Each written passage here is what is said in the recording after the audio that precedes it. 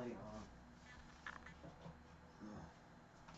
Had that light turned off for a reason, and that light gets turned back on. I tell you, if I had a studio, that's the dream, you know, have a studio. That was an awfully heavy video. I just did. So let's take a look at tonight's scores, shall we? And just talk about some hockey stuff that's not sad. So the Capitals get a shutout, the Kings get a shutout, the Avalanche are pitching a shutout right now, the Blues get a shutout. This is post All-Star game hockey. The Capitals 5-0 over the Canes. That's got to hurt for the Canes quite a bit. The Flames win 3-2 in Pittsburgh and in a shootout. So big win for the Flames. The Penguins pick up a point, but the Capitals are starting to pull away in that division. The Blues beat the Senators big time. So I know people didn't like the whole Mikey O thing.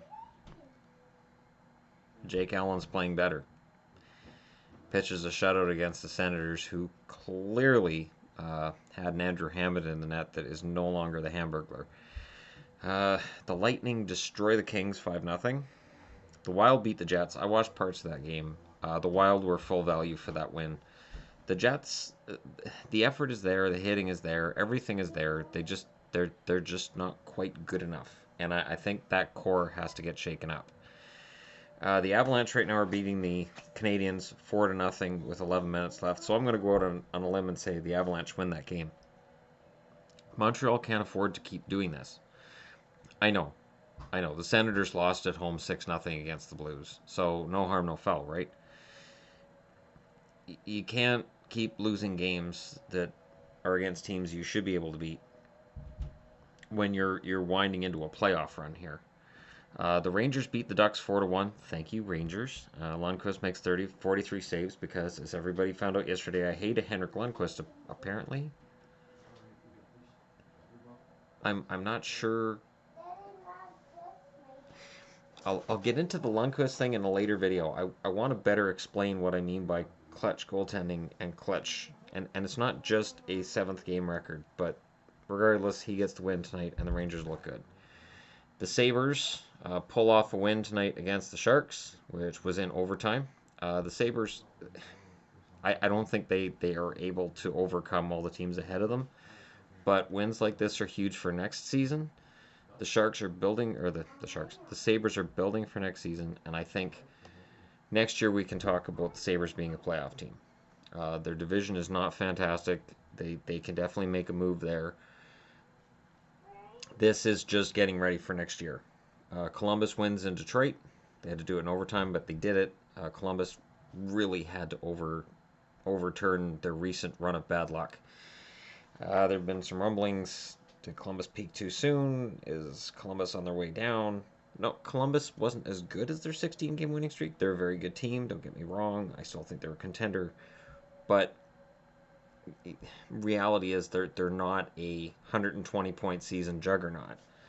The Maple Leafs beat the Stars tonight. I knew that was coming. Remember, I haven't at any point run around screaming that these guys are going to tank because the kids are too stupid to know they're supposed to. And surprise, surprise, McElhinney plays well, as I would have expected in the Maple Leafs net. They have two decent options in net. Decent, by which I mean McElhinney is one of the better backups in the league, and I think Freddie Anderson's a better goalie than he's shown lately. Anderson needs to work on his consistency, sure, but man, Marner impresses me every game. Hyman impresses me every game. Nylander, I don't know. I know a lot of Leafs fans have been ragging on him, but he impresses me. I'll take him on the Canucks. You want, I don't know, Sven Baertschi got a concussion tonight. You want him? I don't know. And speaking of which, the Canucks went into Nashville and lost. And it's one of those results that needs to happen. Vancouver's road record is just atrocious. Absolutely atrocious right now. And I honestly think it comes down to the fact that the Canucks, despite the fact they have all the heart in the world and they make all the effort in the world, the talent just isn't there. And I know that may be it may be in poor taste for me to say it up front, but the Canucks just don't have the front end talent. They don't have the scorers. They don't have the ability to dominate and win games by big scores. Um, and they can't score five in a game right now. They can barely score two. So, um, well, it's nice to see Edler get a goal and Granlund gets another. Um, the relatively quiet Sedins continue to be relatively quiet because they've played a lot of hockey, and I think their careers are winding down. Um, and the Canucks now are in a situation where um, I just don't see how they can make the playoffs. I just don't. Let me just take a quick look at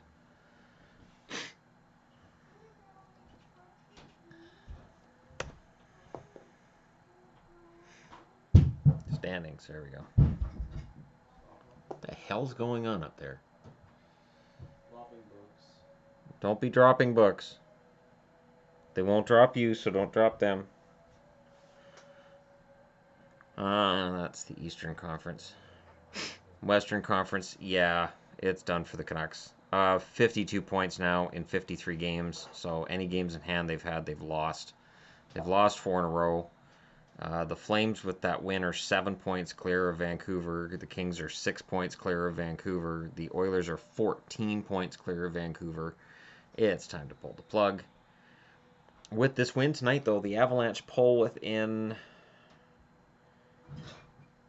27 points of the playoffs. So, the Avalanche might be ready to make a run. They're only 27 points out. They still have 32 games left. So, I mean, that's doable, right? If every team ahead of them loses 27 in a row, maybe the Avs make it. I don't even think that's mathematic. I guarantee that's not mathematically possible. But at least the Avs are making a run. I think it's funny, the TSN, or not TSN, Hockey News posted an article. It's time for the Avalanche to lose. And I posted a comment on it right away, and I'm like, at the time you guys wrote this article, they've lost 9 in a row, so congratulations. They've already been losing, and apparently they're not trying yet. Basically, it was like, pull the plug, guys. And it's like, they're the worst team in the league. Pull the plug on what? And since then, the Avalanche have been playing better. And an article like that, I think, gets tacked up on the board, and a team will use that as inspiration to play better. Because they have pride. I mean, we can sit here and talk about, well, it's time to tank. Time to tank. Players don't tank. I've said that before. Players do not tank.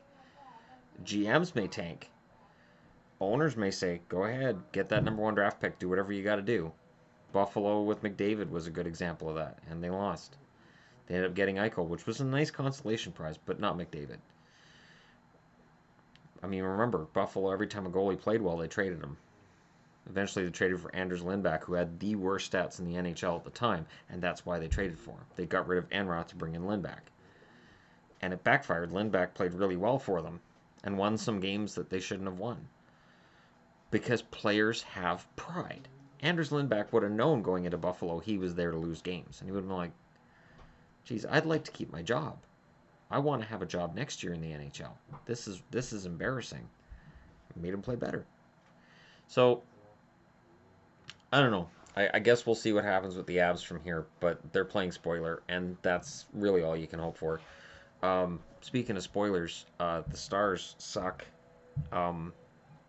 It's getting way worse. At the beginning, it was just I could just point at the goaltenders and go, "That's Leighton and Niemi. That's their deal." It's team wide now. The whole team has given up.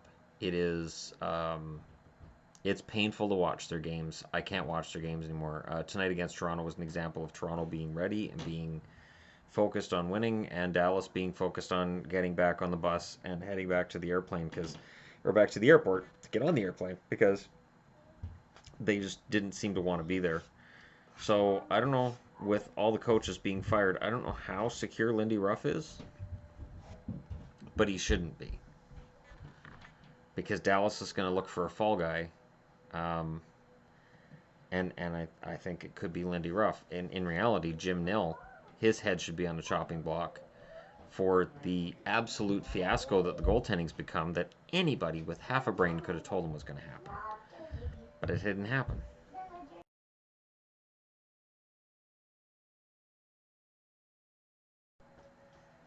I guess the only thing to consider with the Colorado mini winning streak, how does ownership in Colorado feel? Does ownership in Colorado want the number one pick? I know it's Nolan Patrick isn't considered to be a stellar franchise player. Like he's projected to be a very good NHLer, but not a franchise guy.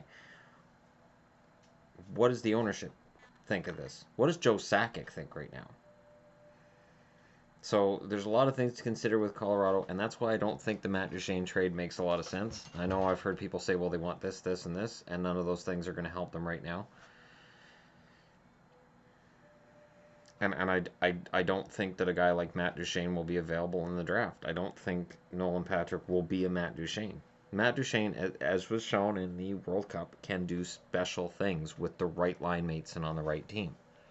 So, you know, it remains to be seen what's going to happen with him and with the Avalanche. But let me know in the comments below what you guys think, and don't forget to hit like and subscribe if you're just browsing your way through. And you tell me which teams need to just pull the plug. I think Winnipeg, Dallas, the Canucks all need to consider pulling the plug in the West.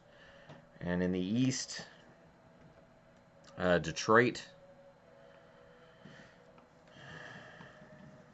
I would honestly, I think Detroit should pull the plug. And